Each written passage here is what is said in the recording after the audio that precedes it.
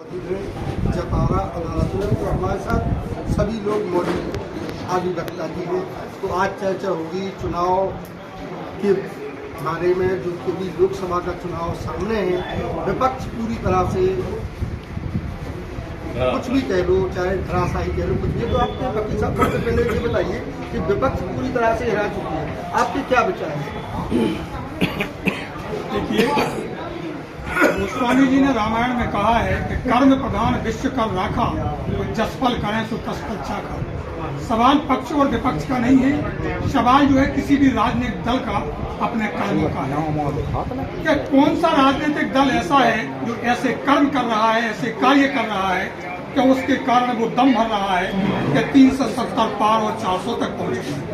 वहीं दूसरी ओर आपका कहना जो है कि विपक्ष निश्चित तौर पर डाउनफॉल की ओर चला जा रहा है। वजह उसकी ये है कि विपक्ष के पास ज्यादा कुछ खोने के लिए है नहीं, लेकिन विपक्ष के पास कोई कर्म हिंदुस्तान की पब्लिक को ऐसा दिखाई नहीं देता है, या राजनीतिक धरातल पर ऐसा कोई कार्य दिखाई नहीं देता है जिसके कारण इस हिंदुस्तान की जनता, भारत की जनता उसको मतदान करे। जैसे आज विपक्ष केवल और केवल जब भी बात आती है तो तुष्टीकरण की बात करके अपने वोटों का पोलराइजेशन कर रहा है, और वह उन वोटों को साधने का प्रयास कर रहा है जिन वोटों से मात्र पासंग तो सुधारा जा सकता है, लेकिन बहुमत नहीं दिया जा सकता है। इसलिए विपक्ष को चाहिए कि तुष्टीकरण को छोड़ करके वह संतुष्टीकरण की ओर अग्रसर हो। तुष्टीकरण को छोड़ करके वह मुद्दों पर पब्लिक का ध्यान आकर्षित करे। यहाँ एक तथ्य और महत्व, जैसा 70 साल तक हमारी विपक्षी कांग्रेस पार्टी चलती रही है, वो कोई ज्यादा महत्वपूर्ण बात इसलिए नहीं थी क्योंकि इलेक्ट्रॉनिक युग नहीं था। ये इलेक्ट्रॉनिक प्रिंट मीडिया का युग है। रात को कुछ होता है, सुबह छोटे से छोटे देहात को पता चल जाता है, और लोग बात उसी आधार पर वोट करने के लिए आमादा हो जाते हैं कि 2014 से लेकर के 2024 तक जहां देखो वहां हिंदुस्तान में ही नहीं, आज विश्व भी हमारे देश के यशस्वी प्रधानमंत्री मोदी जी को देख रहा है कि मोदी जी क्या कर रहे हैं। इतना ही नहीं, आज मोदी जी की कर्मशैली वह बन गई है कि अगर यूक्रेन में हमारे छात्र भी थे, कोई युद्ध चल रहा था, तो यूक्रेन हो या रूस हो, दोनों देशों ने शांति के साथ केवल तिरंगा झंडा लेकर निकलने वाले हमारे छात्रों को यहाँ तक भेज दिया। इस कारण मोदी का डंका विदेशों में भी बज रहा है, देश में भी बज रहा है। तो मोदी का डंका जो बज रहा है वो उसके कर्म के कारण बज रहा है कि 24 घंटे में वह महारथी 18 घंटे तक केवल और केवल कार्य करता है, पता नहीं सोता है कि नहीं सोता है और क्या करता है। और इतने लंबे 10 साल के अंतराल में मोदी जी ने एक भी छुट्टी।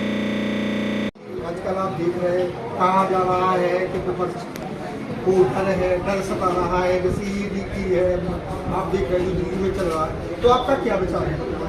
हमारा विचार तो ये है कि जो भी पैसा खा रहे हैं गवर्नमेंट का, शासन का, हमको उनके खिलाफ कार्रवाई होना चाहिए। अच्छा, तो सही कार्य हो रहा है? सही कार्य। अच्छा, सारे चोर पकड़े जाना चाहिए, और हमें लगता है तो भाजपा में कैसे पता चलेगा भाजपा में? वो तो कोई जांच एजेंसी है, जांच करेंगे, पकड़ेंगे, सबको पकड़ेंगे। ठीक, जब एक नेतृत्व ईमानदार नेतृत्व होता है तो सही कार्रवाई। कहा जाता है कि सैया है कोतवाल तो डर का है का नहीं कार्रवाई हो रही है। चलो भैया, वकील साहब हैं, पहले आप अपना नाम बताओ। राघवेंद्र यादव जी, दाहिने पे लगाओ, दाहिने पे का है आपको, का है जैसे अभी चुनाव आ रहा है तो का है आपके विचार, का है अपने विचार में? बहुत अच्छी सरकार चल रही है। मोदी सरकार, हर बच्चा से बच्चा जानता है कि मोदी का नाम जानता है। बहुत अच्छी सरकार है। यही धरातल पर अब हमारे बीच में है बंदेला जी है, उनसे भी चर्चा हो जाए। पहले आप हमारे दर्शक का नाम बताओ। जैसे अभी सभी लोग प्रवक्ता बैठे हैं, सब लोग बता रहे हैं मोदी की अच्छा कार्य है, तो अच्छा देश का मूवमेंट खाया है। कभी कंपनी बच गई, रेलवे बच गई, जहाज बच गए, विद्युत मंडल बच गए, सब व्यवस्था बच गए। महंगाई बढ़ गई, रोजगार बढ़ गई, नौकरी की जगह निकल रही है, हर की आता हुई है, यहाँ पर घोटाला होगा, कोई 12,000 सचिवालय में। अच्छा, जैसे कहा जाता है अभी की बार है विपक्ष से जाएगी और बिलों में समागी, क्या कारण है, आप क्या बता रहे हैं इसमें, आपका क्या बताएं? इसमें हमारा क्या है, डरा हुआ तानाशाह है मोदी, इसलिए महाराष्ट्र लोकतंत्र चाहता है वो कि लोकतंत्र को सुनाए नहीं और सब देने विरोधी पार्टियों को और चुनाव जीतो, उसकी नीति है। ठीक है, जैसे विपक्ष है, जैसे विपक्ष है, विपक्ष तो बिल्कुल हरा चुकी दिखा नहीं रही। कौन कह रहा है वो चाहता है विपक्ष रहे नहीं, हमें एक मात्र रहे केवल, है नहीं, इसलिए ऐसा होगा नहीं। जनता सब जानती है और जनता कांग्रेस को बहुत से जताएगी तो कांग्रेस अब काम करेगी। जैसे अभी दिल्ली में है, जैसे अभी दिल्ली के जो मुख्यमंत्री हैं तो आपका क्या मानना है? ये उन्होंने रणनीति के तहत उसको ईडी लगा करके और घुड़ाव लगा कर उसको जेल भेज दिया है, तो ये जानी मानी एक साजिश के तहत भेजा गया तो आपने चुनाव जीतने के लिए मात्र और कोई कारण नहीं है। चलो भैया, अब हमारे बीच में है यजवेंद्र सिंह बुंदेला जी, नीचे की चर्चा हो जाए लगाओ इसका क्या है। अब भैया बोल रहे हैं, जैसे ये बोल रहे हैं जैसे अभी बेरोजगारी है, बेरोजगारी देख रहे हैं आप, तो आपको क्या कहना है? नमस्कार, मैं अजमेर से जैसा कि हमारे साथी अधिवक्ता ने बताया कि ईडी की कार्रवाई एक तरफा है और विपक्ष को मुक्त करना चाहती है भाजपा, तो इसी की भरपाई करने के लिए वह भाजपा ने केजरीवाल को अलग किया है। साथी अधिवक्ता कांग्रेस के हैं और कांग्रेस की बात कर रहे हैं। इनसे मात्र मेरा एक सवाल है, आपके अजय माकन जो दिल्ली में आपके पदाधिकारी हैं, उनके द्वारा लिखित में ईडी को शिकायत की गई थी कि 600 करोड़ का घोटाला हुआ है। आपकी शिकायत के बाद ईडी ने जांच शुरू कर दी है। अब ईडी अगर कार्रवाई कर रही है तो आपको दर्द क्यों हो रहा है? विपक्ष इसलिए विपक्षहीन हो रहा है कि विपक्ष अपनी बात को करने के बाद उसको छोड़ के आगे बढ़ जाता है। अगर आपने भ्रष्टाचार की शिकायत करी और भ्रष्टाचार की कार्रवाई अगर एजेंसियां कर रही है, उसमें कोई दोषी आता है या कोई जांच में कोई चीज निकल के आती है तो उसके खिलाफ कार्रवाई तो होगी ना। अब आप कहते हैं कि नहीं वो तो गलत हो रही है, भैया गलत हो रही है तो हाई कोर्ट, सुप्रीम कोर्ट कोई आपको सहायता नहीं दे रहा है, तो कोर्ट तो मोदी के जेब में है नहीं। कोर्ट तो कानून के हिसाब से, कागज के हिसाब से काम करेगा ना। यदि आप निर्दोष होते तो मनोज सिसोदिया को आज तक बेल क्यों नहीं मिली? सुप्रीम कोर्ट से परसों के दिन ही क्यूरेटिव याचिका जो है खारिज हुई है, क्यों हुई है? कुछ ना कुछ तो तथ्य होंगे ना उसमें। इसके बारे में आपका कुछ कहना नहीं है।